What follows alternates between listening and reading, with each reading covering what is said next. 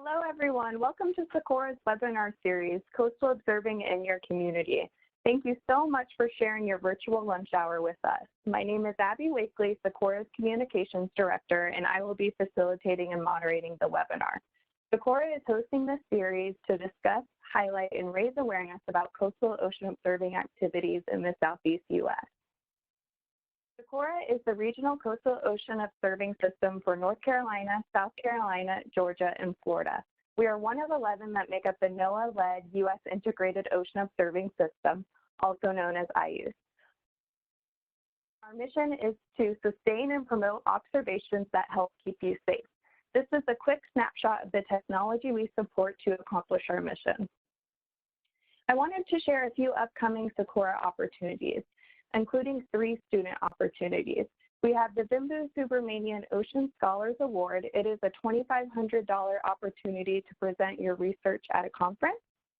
We also have Socorro and the FACT Network, which you'll learn more about today, are partnering together to sponsor a graduate student to examine how temperature affects fish movement patterns in South Florida marine ecosystems. Proposal, the award value is $12,800, and then we also have the 2020 Data Challenge. This year's theme is High Frequency Radar, also known as HFR.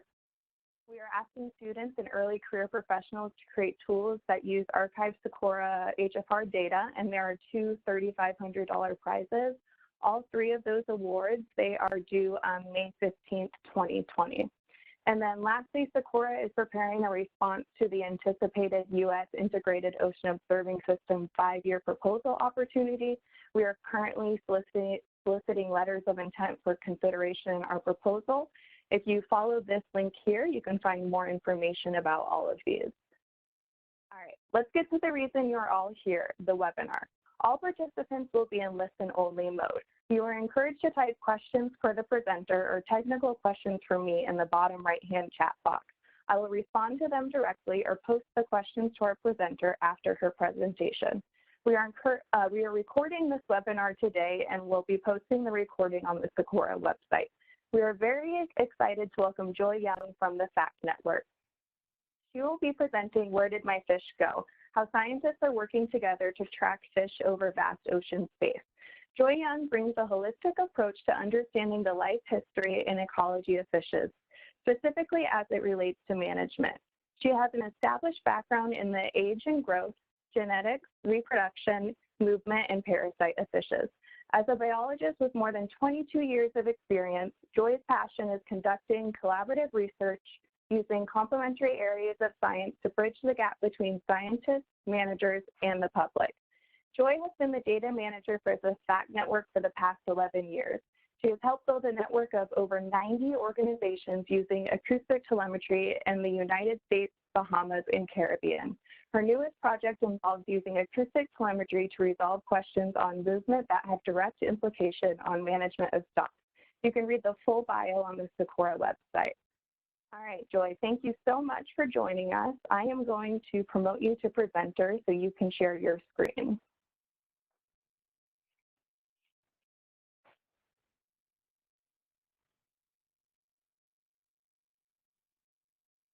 I should have stopped presenting. You should be able to present now. Okay, let's see. Here we go. Is it looking on your end? Yeah. It looks great. I'm going to mute myself now. Well, thank you everyone for getting together today during our virtual lunch hour. I would love to say this is all because we're super interested in this topic, but I understand we're a little homebound right now, so I'm just going to use that to my advantage. Today I'm going to be talking about telemetry networks, acoustic telemetry, and how scientists are working together in order to answer these higher level questions. Specifically, I'll be talking a little bit about the FACT network, but also regional collaboration overall. So movement is vital for survival. It allows an individual to respond to conditions. For example, finding more favorable water temperatures. Migration is a movement with a pattern. So say maybe you migrate once a year to go spawn. Movements outside of migration, we say happen within a home range. So that's typically the area that you kind of hang around. for everyone right now, our home ranges have become much smaller than they used to be. Even a home range, though, can change over time. You can imagine that as a fish grows or changes in size, that its needs are going to change. So the home range might shift in area or it might shift in size. We say that there are three primary drivers to movement, and I think we can relate to some of these. The first is for feeding, to seek food. If your habitat does not have the food that you need in it, or you outgrow that food source, you're going to have to seek places to go and feed. Or think about whales that travel to colder waters in order to bulk up and to eat more during that time. Second one is for reproduction, to seek mates. That's very important for populations to continue. So animals that are spread out in rivers, lakes, oceans, don't always encounter another one of their kind very often. So if they come together in a specific area to reproduce, they're going to have to move to get to that area to find suitable mates. And the third is to escape predators. Again, very important for survival, that you need a habitat that you can hide basically in, or that is suitable for you to be able to escape from predators. Think about a reef system offshore. If you've ever been snorkeling and seeing all those little, fish move around and they can dart, into the reef system in order to escape your big scary form snorkeling, over them. Imagine those same size fish in a plain sand bottom. There's really nowhere for them to hide. So fish move in order to accomplish these things, and that helps them survive as individuals, but also as a population. So another aspect of movement is for recolonization. So imagine an area gets wiped out for whatever reason. Maybe there's a flood, and it changes an area so it's not suitable for fish for a while. Movements, animals that are moving as part of a spawning migration that happen upon this habitat, or even exploratory movements, are going to be the ones that recolonize that area. That's going to help that population as a whole persist even as environmental change happens. So why are we so interested in movement?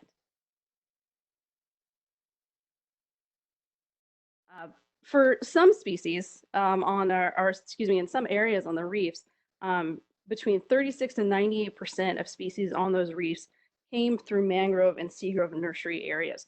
So connectivity between habitats are very important for us to understand. There was also a study I think is really interesting, and they were looking at the correlation of offshore catches of shrimp and estuarine fish and the presence of mangroves and estuaries, and suggested that 20 to 90% of offshore commercial fisheries can be explained by the presence of mangroves and estuaries. And also, it highlights the importance of fish as transporters of carbon. So what does that all mean? That means fish are very important to our environment, not just as themselves, but what they're doing for our environment and helping other fisheries. We can also break this down in a different way. We have here spatial management. So you can think, if we wanted a protected area, if you said, I'm going to make a reserve right here, and the point of this reserve is I want to be able to protect the fish from being fished on. Well, that's great. How big should that area be? Is it going to be the size of a rock? Well, probably not, right? But does it need to be 30 kilometers? Does it need to be 100 kilometers? We need to understand the movement of fish so that we can capture the home range that we just talked about within that reserve. It's also important for species management. Fish don't know geopolitical boundaries very well. They don't respect them. But we tend to align on those state and counties for how we manage our fish, how we set slot limits, or we're doing closures or things like that. But that's going to depend on movements. I'm actually going to talk through an example of this a little bit later on. We have human influence. So here we have a picture of a fish moving up a dam. But as humans are using the environment, how does that impact animal movement? Really big on the a little bit northern on the east coast of the U.S. Is sturgeon movement through the river systems. and how that's being impacted by things like turbines and bridges and all that. And lastly, we have predicting change. So in order to predict a response, we have to know the life history of a fish. So we need to know how it normally responds, how it normally moves, and what is driving that movement in order to say, okay, if this changes with rising ocean temperatures, how will that impact movement? If this habitat becomes degraded, how is that going to change the movement of fish? So in order to predict change, we have to know how they normally operate. So how do we track movement? This is a bigger topic, but I'm going to zoom in a little bit specifically with tagging. Normally when I show this slide, I have this picture of people looking at like a dinosaur footprint, and I say that we're a little bit beyond that, which is true. So beyond trying to look at footprints, on this top here, we have the streamer or conventional visual tags. If you are an angler, you may have seen some of these and some of the fish that you've pulled up. They're very cheap. Usually these things are 10 cents a piece or less, maybe a penny a piece. They'll have a sort of number on it. So a scientist or anglers have put this into somewhere, attached it to the fish. And they've had a location when it was originally captured and maybe a length. So when an angler recaptures that animal, they can call the number on the tag. They can hopefully give a length and then a general location that it was recaptured at. That gives you point A to point B, but that's it. We have no idea what happened in between point A and B. These are, like I said, are very cheap, but you have to put out a lot of them to get some information back. But again, requires recapture, and you're only getting point A to point B. So we can move on to B, data storage or archival tags. So these are electronic tags that can travel with an animal, and it can record information over time. Sometimes it can record a location, it can record body temperature, lots of different things. But it stores it in that tag, which means, again, you have to recapture that animal in order to get that tag back, which does not happen super often. And C, up here we have coded tags. So if any of you have pets and you talked about getting a microchipped, this is basically what it was. This is about the size of a grain of sand, or sorry, grain of sand, a grain of rice, injected under the skin. And in a fish, it can be put into the flesh, into the cheek. And when a specific type of scanner is used over the animal, it flashes up a unique code. So either you have to recapture the animal and you have one of these scanners, so an angler won't be able to scan this, or there are arrays that can detect this type of tag, but you have to be very close to the array. It has to be very dense. So it's good for something like maybe mangroves, where you're dealing with really shallow water and you can lay out a lot of this, these antennae, but it doesn't work for deeper water and large scale. So we move down to the bottom row, we have radio tags. So radio tags are very popular for land use and also for freshwater. And if you really want to nerd out and read about the history of acoustic telemetry, there was a period of time where radio telemetry almost surpassed acoustic telemetry in the 70s, but acoustic telemetry persisted. But radio tags are not very good for use in saltwater environments. So we have satellite tags. There's lots of different types of satellite tags, but the main gist is that this is a tag that travels with the animal, and either at a set time, it releases from the animal and it transmits information to a satellite, which then the researcher receives. Or if an animal breaches the surface on a routine basis, something like a sea turtle, it can take that opportunity, the tag will take that opportunity to basically transmit, again, the information up to the satellite, and then the researcher receives it. These tend to be pretty big, so they're not for use on very small individuals. They also tend to be very expensive. We're looking like, $4,000 a tag. So your study size is typically limited with some of these studies. And then also there's still there is a battery life issue and how long you can track the animals using these satellite tags. But they are very popular, especially, like I said, to be used with larger animals, things like sharks, whales, that type of stuff. So lastly, we come to F, and today F stands for fantastic, because we're going to be looking at acoustic telemetry, and these are acoustic transmitters or tags. So that is actually my hand right there, holding a 4-year tag. I'll talk a little bit more about acoustic telemetry in the next couple of slides, but acoustic telemetry has really kind of become popular because it's a cheaper version. Tags can be as little as $350. There's another part of equipment that we'll talk about that you need to listen to it. That's $1,500. Compare that to, again, the $4,000. So it's a price point difference, but you can get a lot of information from these acoustic telemetry tags that we'll talk a little bit more about. So there was an article that came out in 2015 that actually looked at comparing studies that were using acoustic telemetry and satellite tags. So the big red dots all over the world go, wow, these two types of technology are being used all over. Very popular, right? But if we look at the graph on the left-hand side, so you see the blue line is the number of acoustic telemetry studies, and the pink one is the satellite. So see somewhere around 2007, 2008, we actually see acoustic telemetry surpass the number of satellite telemetry studies out there.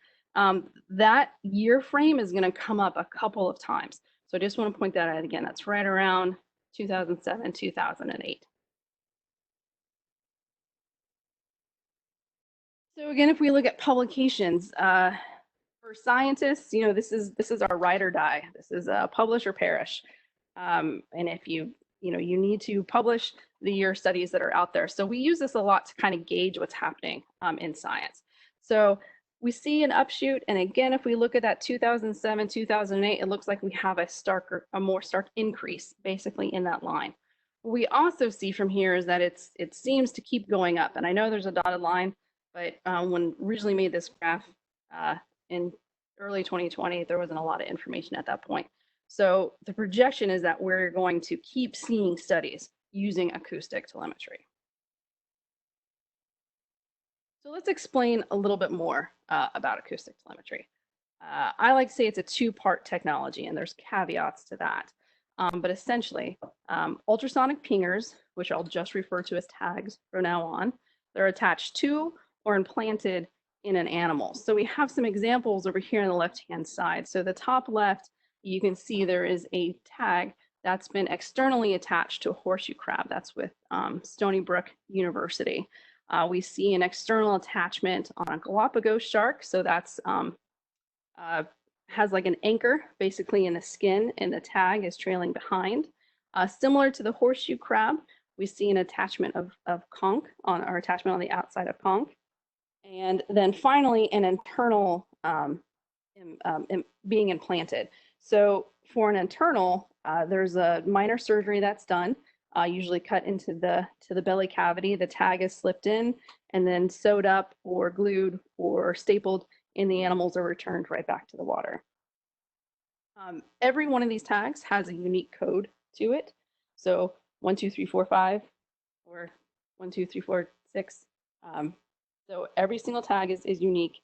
They randomly ping within a set time. And I know that seems a little in the weeds, but it's important because you can imagine, think about putting out 10 tags. So you have 10 fish that you've put tags in. And if they were all set to ping every 2 minutes, well, what happens if some of those tags lined up when they were supposed to ping? You wouldn't be able to hear it, right? It would be too crowded. So you can say, I want these tags to ping every 2 minutes, but it's going to ping within this random interval between a minute and a minute and a half. That allows us to tag more animals out there where those pings aren't going to mash up against each other.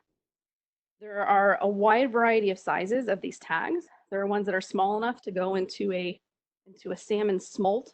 Think about not much longer than your finger, and tags that are larger tend to have a larger battery life. So the largest tags can have up to 10 years battery life. We see that in some of the sharks and some of the larger animals out there that are being tracked. So that's one part. The second part to the technology is a piece of equipment called a receiver that can listen or hear those pings and interpret them. So these receivers, and on the top picture is actually a picture of a receiver in the water, and the bottom is a very awesome artistic interpretation of the system. So the receivers are placed in the water. When an animal swims within a listening range of up to 1 kilometer, it's usually much shorter, 500 meters or less typically, because depending on the different systems. The receiver records that unique code, and it records the date and time. Now, since a researcher has placed that receiver in the water, you have a location. So those are your 3 pieces of information to know where an animal was in time. The receivers have to be serviced by researchers, usually at least once a year. Because they're serviced by researchers, usually by using scuba diving, we're limited to nearshore coastal areas. But there are a few ways around that. I do want to emphasize that this is the majority of the equipment that's out right now, is these systems that are scuba deployed, or excuse me, that are serviced by scuba divers on the bottom. But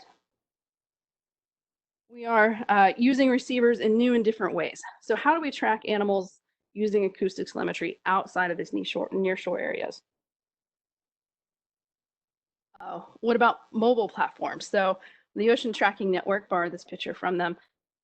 On the seal, you can see that it's carrying a couple pieces of equipment, and that includes a receiver that is capable of recording tags. So as that animal moves, it can record any sort of animal that's tagged that comes within its own proximity.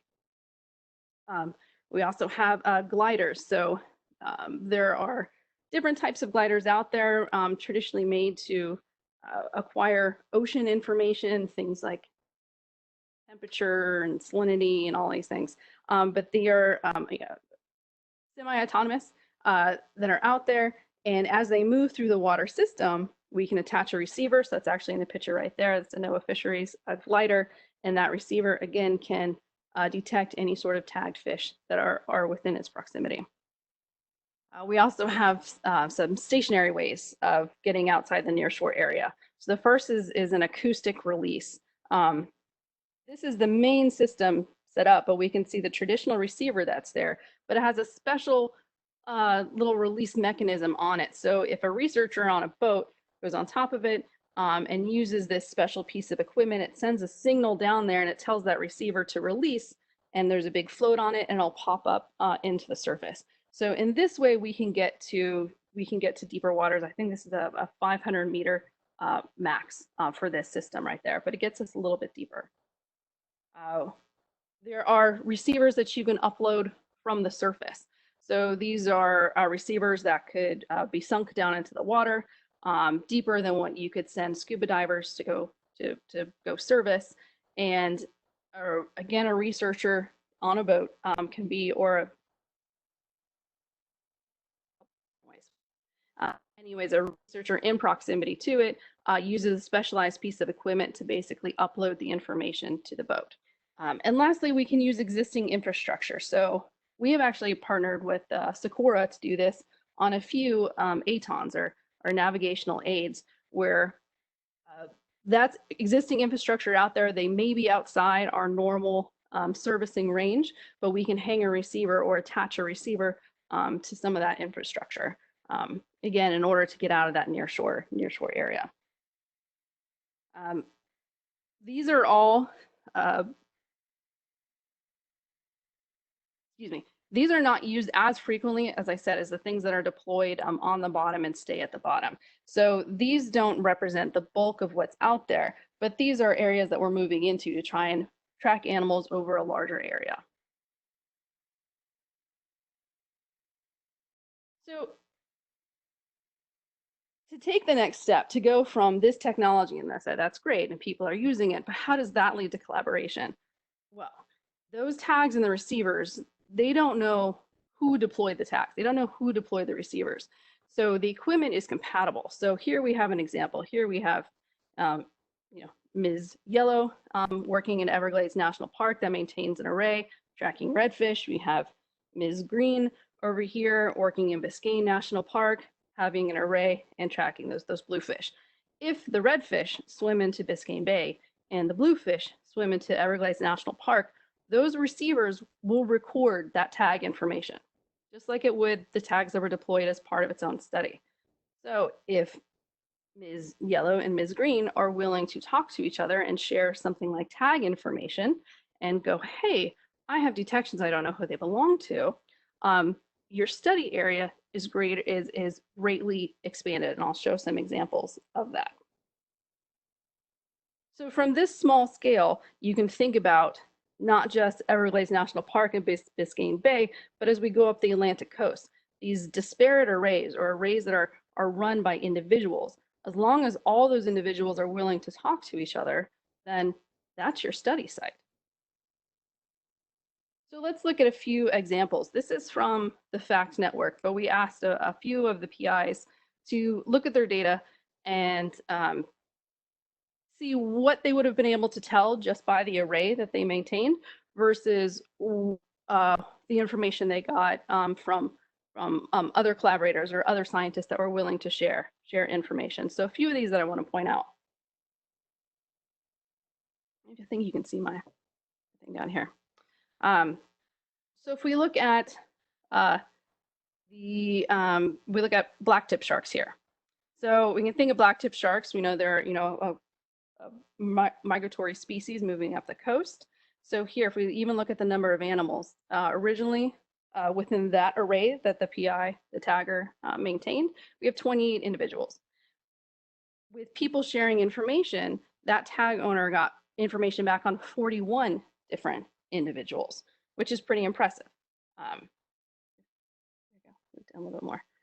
So here we have, let's look at that same study to coastline used. So just within the tag owner's array, they used 15 kilometers. But in this collaboration and people sharing information, she was able to look at the mean number of coastline used per animal was 900 kilometers. Think about how your conclusions would change about movements of animals based on those numbers. We'll go down and use one more in tripletail. So if we look at animals detected, it doesn't change, 49 and 49. So they basically detected all of those animals, even with everyone collaborating with them. But look at the mean detections per animal. So that's the number of times an animal was detected. It basically doubled because of scientists willing to share information. And the more information, the better picture that we can draw of what those movements are. So not surprising, working together, these collaborations has spread all over the globe, just like has the popularity of using this technology. So this is a global map of some of the larger collaborative networks that are out there. So we can start Europe, the European Tracking Network. It's fairly new, coming online. IMOS in Australia has been around for since 2007, I believe. The Acoustic Tracking Array Platform in South Africa, that is actually a member of the Ocean Tracking Network nodes, which we see Ocean Tracking Network has a node in Brazil, has a node in the Northeast Pacific, and has a primary home site in Halifax. But they do studies all over the globe. Migramar is also associated with the Ocean Tracking Network in their data sharing system, which we'll talk about in a little bit. So, and also in the US, we have an overarching system called the Animal Tracking Network. So that is our US national system. The point of this map is to show you that this is not just US, but this is global, where we see scientists getting together to use this technology. But if we we look a little closer. So this is very pretty. This is a form of network analysis. So it's basically looking at relationships. Now, this one is looking at relationships between authorships. So when I said scientists, publish or perish, write or die kind of thing. So where are the publications coming from, and who are the co-authors? Who are the multiple, the researchers that are on those publications? The larger the circle would be the more publications coming from that area and the more connections they have to different areas. So when we look at this, we can see the leaders in telemetry research really being the US, Canada, Australia, and the UK. And you can even see that the US is a little bigger than the rest. And I think you can see why probably in the next slide. So again, that means that we are a leader in telemetry research that is coming out, but also in partnering with other people to do studies using acoustic telemetry. So within the US, you remember that global map that I showed you? So this is just the US, and this is a map of regional collaborative networks in the US. And this has changed over time. I'm not going to go into what all of these things mean, but what I want you to notice is that basically all of our coastlines are covered by regional collaborations to some extent.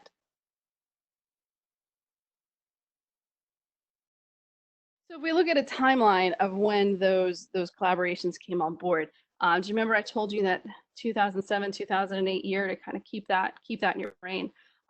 We see the rise of these networks at the same time. The bottom, the red, is in California. So that was doing a lot of river systems with salmonids. The ACT network that is transitioning to what is now called MATOS. So that's on the east coast of the US. And the FACT network, which I'll talk more about, which started right about 2007 and 2008. But again, we see these things building right around that time, the 2007, 2008 time. I'm going to give you a brief history of the FACT network. So like I said, it was founded in 2007. It was founded in Florida with 6 organizations. Representatives from those organizations got together. And they said, between us, we have about 100 stations. What if we exchange information? And I tell you what, I'm actually about to change where my receivers are. Let's see if we can join them together and do something mutually beneficial. And that's what started this whole thing. So if we jump to 2014, we've grown to 23 different organizations. There's almost 500 stations within this network. At that time, we made our first data sharing agreement. That's where we kind of laid down and said, all right, so how are we going to share information between the researchers and do this fairly? And we also started working with the ACT network, our sister network to the north. Jump again to 2017, realized that we were getting even larger. So our new milestones, we started implementing a new online data sharing system, which I will talk about, and we started working on a website. So for 10 years, the first 10 years of the FACT network's existence, no website, no social media. It was all word of mouth that scientists came and kind of joined this group. And now we're at 2020. So I like to say we are all a lot of little fish. Now we're working together as a singular unit.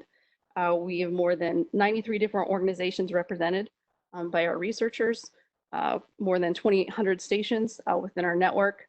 We now have a dedicated data manager. That is, our data system's fully online. Now we're seeking grants and able to support some of our members with seeking grants. Now, I want to say none of this would be possible without our partnerships. The FACT network is a grassroots organization. It was from scientists that got together. There was no dedicated funding to this whatsoever until the data manager that just came on. So really, we have gotten this far through incredible partnerships with the Ocean Tracking Network, Socorro, and the Animal Telemetry Network.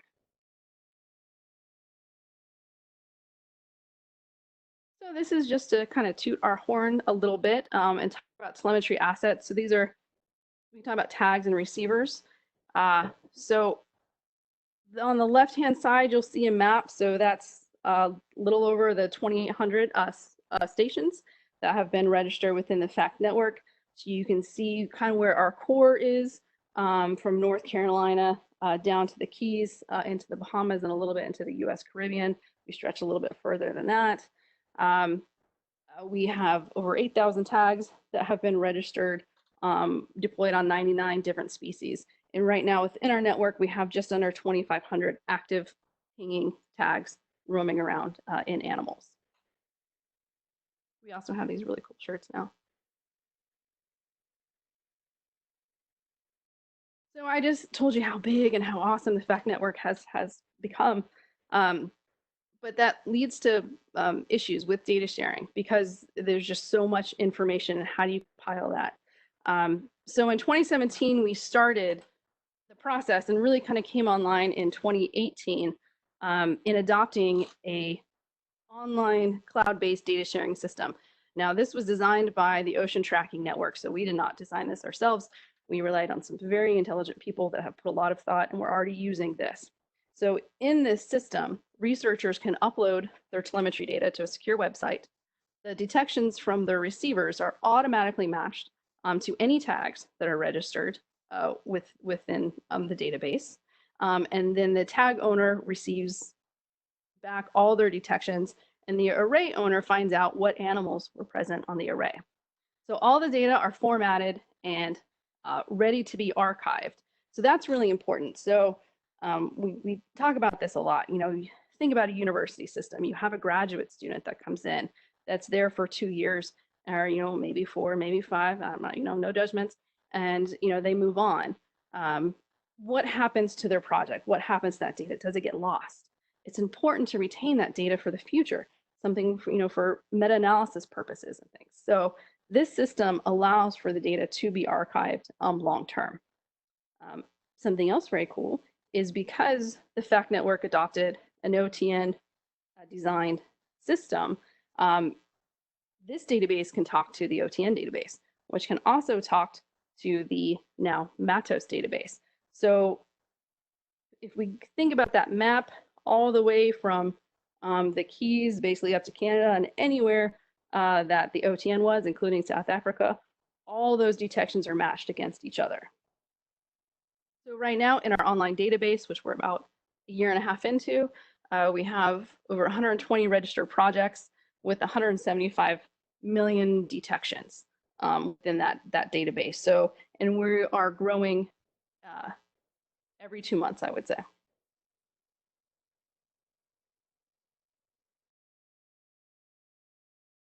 Okay, we're going to click through this real quick. So the benefits of regional collaborative groups, we just talked about data sharing. So we actually had sent out a survey to FACT members and asked, why are you part of FACT?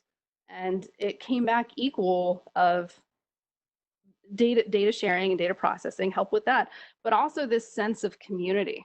So what does that mean? And there's a lot of platitudes that are on the left-hand side that I'm not going to go specifically into, but it really is kind of this support network. And that means, you know, people that are new to acoustic telemetry that, you know, how do I attach this receiver, you know, to something and keep it at the bottom of the ocean? Well, instead of you having to reinvent the wheel, you can ask other researchers that are using this technology, and they're very open in sharing not only successes but also failures, which are just as important to know. And the last I want to talk about here, like I said, you can read through these and what we call and what we think of the benefits of community. But the last one there is collaboration, which now is where I'm going to kind of take the spin into. So with collaboration, we can ask more questions. So the data sharing that we've talked about up until now has been tag owners trying to find all the places basically where their tags have gone. But now we can actually have researchers go, do you want to work together on a project? Do you want to combine data sets and look at things in a bigger way? Bosek and Morley in 2019 put out this great paper that it's actually an introductory paper to a whole issue, but they talk about the importance of cross-site comparisons and where telemetry networks can go basically in the future to promote these kind of bigger questions. With collaboration, we can look at studies that, again, cross geopolitical bounds, that cross states, across countries, look at behavioral comparisons. But let's start small and build up to that. It'll start. Okay, I think this video should automatically start. So I made this video a few years ago, so you can ignore the fact when the animal travels over land. But basically, the little pings are detections of an animal, of a female. So she starts in the St. Lucie River, slowly moves down. In July, common snook spawn in the summertime. She then moves very quickly down to Jupiter Inlet, utilizes the Loxahatchee River, comes back to the St. Lucie River, comes back to the inlet. And like I said, common snook spawn in the summertime in the inlets. So a question I like to ask is, why does this matter? Like, this is interesting. This was information we got from acoustic telemetry. This is movement within a single system. But why does it matter? And there's not a lot of wrong answers to this, to be honest. So specifically for common snook in this area, well, Florida is very big on cruise ships. We can see that this animal keeps coming back to the same inlet to spawn multiple times. So it's showing very high site fidelity to that specific place to go spawn. Now, what if in Jupiter Inlet they decide to dredge it so they can bring in bigger cruise ships? What's going to happen to that behavior? Because we know that that animal wants to go specifically to that inlet. Again, we have to know life history in order to predict what the change is going to be. I'm going to add another example, not with snook, but this habitat use, this site fidelity. So there was a really cool paper that came out in 2018 out of the IMO system. So in Australia, in Sydney Harbor, the estuary associated with Sydney Harbor was shut down to commercial fishing due to contaminants. And it was divided into an east and west zone. They allow recreational fishing in it, but they had warnings about what fish you should eat from each zone. So Taylor et al., they tagged multiple species, and they basically looked at contaminant level in the animals and then also their spatial use. So what did they find? They found that capture location did not equal the contaminant load. That makes sense. Looking at this video here, if I happen to catch this animal in the estuary between the St. Lucie River and Jupiter Inlet, the animal's actually not spending much time there at all, but yet that's where I captured it. So basically, in the study in Sydney, they said that it's the movement, not your capture location. So these government suggestions of if you catch a fish here, don't eat it. If you catch a fish here, you can eat it, didn't necessarily apply. One of the other cool things they did with it is they were able to determine what species would be most susceptible to problems with bioaccumulation during spawning. So basically, they looked at the home ranges of these animals and they looked at the spawning times for those animals. So if animals were in an area with a higher toxic load, when the gonads were building up before they spawn, you would expect that those animals would have, in that group of animals, to have more problems with reproduction, that they might produce offspring that were deformed or didn't live as long or didn't live to be reproductive themselves. So if we scale up just a little bit, we look at novel movements. So this is the story of a tripletail. It's very good to eat. Does it look like a highly migratory fish? Does it look like a fast fish? Kind of looks like a bucket with some fins on it. So it was a paper that came out by Strike et al. In 2013, but there have been information that's come out since. So Georgia DNR started an telemetry study. At the time, they knew that a tripletail were being landed, but there wasn't enough angler intercepts, or what they call interviews with anglers, to be able to estimate how much was being landed and how much was being harvested. So they started a study, and part of that was using acoustic telemetry to look at the residency of these animals, because most landings were occurring in Georgia and Florida. So if you look at the bar graph to the right, what they found is the orange is basically the average number of fish days that were spent in Georgia. The yellow is around Cape Canaveral, so that's Florida. And the shorter ones in front, the more pale ones, are south of Canaveral, but again in Florida. So basically, what does that mean?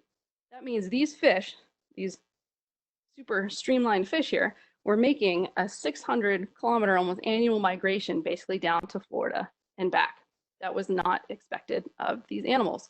So as a result, we have new regulations in Florida because we know we are sharing this stock of animals. And there has also just been initiated a larger multi-state tagging study to really understand tripletail in the Gulf and in the Keys, and if they're moving at these same types of scales. Okay. So the next example I'll give is in multi-state collaboration. So welcome to cobia, again, another great eating fish. So cobia currently are managed as two stocks, an Atlantic stock and a Gulf stock that splits right at the Florida-Georgia border. Between 2015 and 2017, there were early closures on the fisheries because there's a little table down at the bottom. You see this rec ACL, this ACL. ACL just basically means the amount of animals or the amount of weight of animals that you're allowed to land. And that if you exceed that, then you have to stop fishing for it. So in 2015, we can see this 630,000. That was what they said, you are allowed to catch this. They landed 1.5 million. So 1.5 million is bigger than 630,000. So they shut down the fishery, and that pattern continued. What does that mean? Well, if you fish for cobia for a living, what do you do when they shut down the fishery? Like what we're doing here. you can't telework fishing, basically. So either they had to fish something different, or they were out of jobs. So now you're talking about jobs and money. Now, in the Atlantic stock, the northern states, Virginia, North Carolina, they said, you know what, our run actually is later. The cobia migrate through here later than they do down south. So we're being treated unfairly because the fishery is being closed early before our run even begins. So that initiated this multi-state study that involves now Florida and Georgia, South Carolina, North Carolina, and Virginia, all tagging cobia to understand if our delineation between stocks, so basically if our two different groups of fish, or what we think are two different groups, are correct. So I have here just some preliminary stuff on the right-hand side that shows detections within these networks. So one, I want you to take away that this study would not be able to happen without these collaborative networks. But we're also getting at something that's really interesting for the management of the species. So it looks pretty good. It looks like all the animals that were deployed north of the stock line really stayed above there. But there is some area of exchange. And we're pressing further into that, and we'll see that in the next couple of years. But again, this is a project that is directly addressing a management question in a multi-state collaboration. So my final example is a multi-species synthesis. So this is a report that just came out in 2019, Gray's National Reef. So they used 10 years of telemetry data. They identified all the animals that were detected in the array. That included 32 researchers, 160 animals, 18 species. But they didn't necessarily tag. These were outside. So they contacted these researchers, said, hey, we want to look at this area as a space, not necessarily a single species. Got permission to use this information, so they were able to describe the timing and seasonality of species presence and connectivity to greater area. So they were able to conclude that the Gray's Reef is either a hub of migratory activity, or it may be serving as a physical marker for migration. That's very important. You can think about, the Gray's National Reef. These are areas that we are protecting, and are we protecting the right areas? Are we protecting important areas? Are we devoting resources to the right thing? So they were able to use this kind of meta-analysis to say, yeah, this is an important area, and this is why. So with that, we can talk about where we think the collaborative networks are going to go in the future. And you can look at a pretty picture of a shark over here. I think that we'll see more coordination among networks. We talked about using compatible database systems. I think we'll see that more and more. We'll be promoting what I say, collaborative analysis of past studies, but that means like looking at stuff that's already done and being able to do these multi-species approaches to answer questions. to foster synergy between areas of science. So not just movements, but partnering with Socorro to really start to understanding the environmental drivers onto this movement, even incorporating things like eDNA into movements and how they can complement each other. And then finally, to help address the gap between the science public and fisheries managers. So we are a bunch of scientists. How do we take this? How do we present it to people so it's meaningful? But then also, how do we provide it to fisheries managers in a way that's meaningful for the management process? So with that, I'm going to say thank you. There are way too many people to thank. All the individual members of FACT, all our different partner organizations. So I'm skipping out on all that and just saying one blanket thank you to everyone. So with that, Abby, I think I can take questions if there were any. Yeah, we actually have quite a few. Joy, thank you so much for a great presentation. It was wonderful. And we had the first question, which I think you might have answered, but what type of tag overall is the most effective for your organization's issues? Okay, sorry, one second. Let me, here we go, here's you. I'm gonna, can you stop me from sharing for real quick? Absolutely, give me one second. I gotta try and find.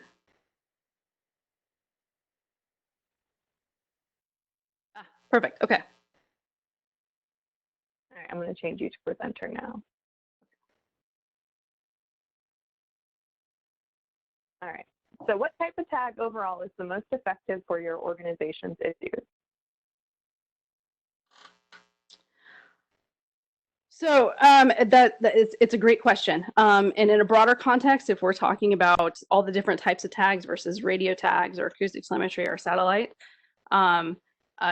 typically for most questions, and it's going to be based on whatever your question is, it's going to be either a satellite tag or an acoustic telemetry tag.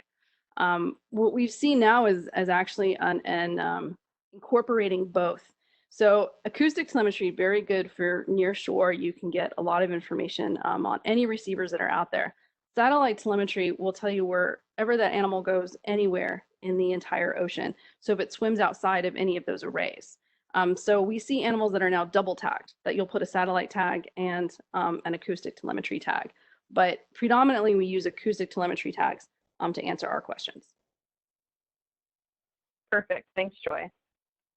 And then another question was, what are your current tracking projects and then the cost for receivers and maintenance? So it's a little challenging for me to answer all the different tracking projects. Like I said, we have about, we have over 120 registered projects. So they really range. I think we have 99, like I said, 99 species that are out there. So this is a variety of sea turtles and bony fish and sharks that are being tracked over large areas. Not that I want to say stay tuned, but we are working with Socorro, and they've been really diligent in trying to get a map, an interactive map of everything in the FACTS network that we hope to be up to, that will be up soon. So I would say stay tuned for that map, and that'll kind of break down all the different projects. The cost of a receiver, the very basic ones that I told you, that's kind of the bread and butter, those cost about $1,500, and over time of maintaining them really depends on your system. So if you have something in a river that you can take a small boat to, it's not very expensive. If you have receivers that are, say, located off-site that you need to rent a liveaboard to go to, you can estimate between $50 to $260 per download in order to service that receiver. So the equipment costs money, but over time, it's maintenance of the equipment that really kind of builds up the expense. Right, perfect. We have another question. Uploading agency project data to this online FACT OTN database, what is the catch? Is your individual agency data now open source for other agencies to use? That is an awesome question. I love talking about data sharing.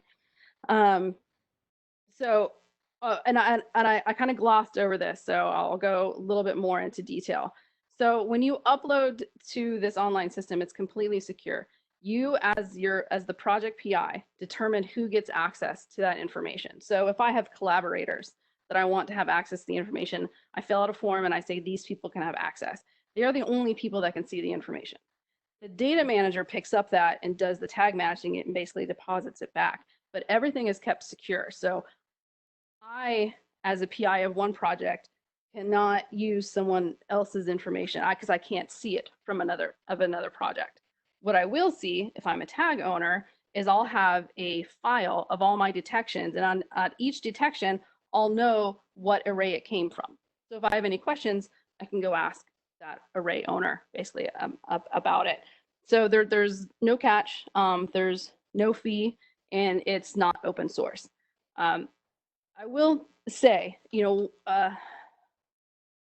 that's how we operate now. It's possible in the future that we would want to move to a point where some of this data would be publicly available. Like I said, that's not completely where we are right now, but say IMOOS in Australia, that's completely how they operate, and they haven't really had any problems. And you can imagine the importance of this, that for the public to be able to see and access some of this information. So that's an ongoing conversation, and how do we do that in the best way? But in the future, I think it's possible that some of this stuff could be made public under PI approval. Great, thanks, Joy. And you might have answered this question already, but can the database be queried by any scientists, not just contributors?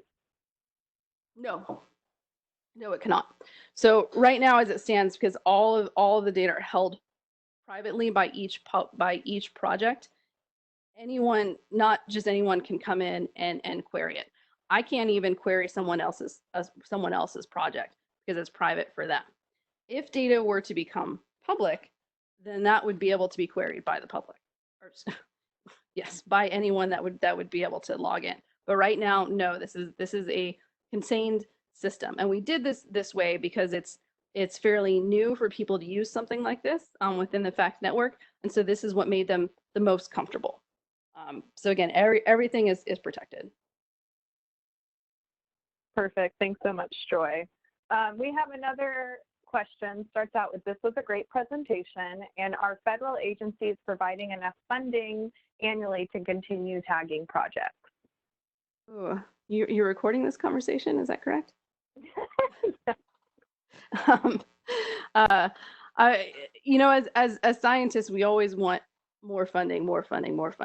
But I will say a lot of the different groups and projects do have federal funding. They're some of the biggest funders for individual projects.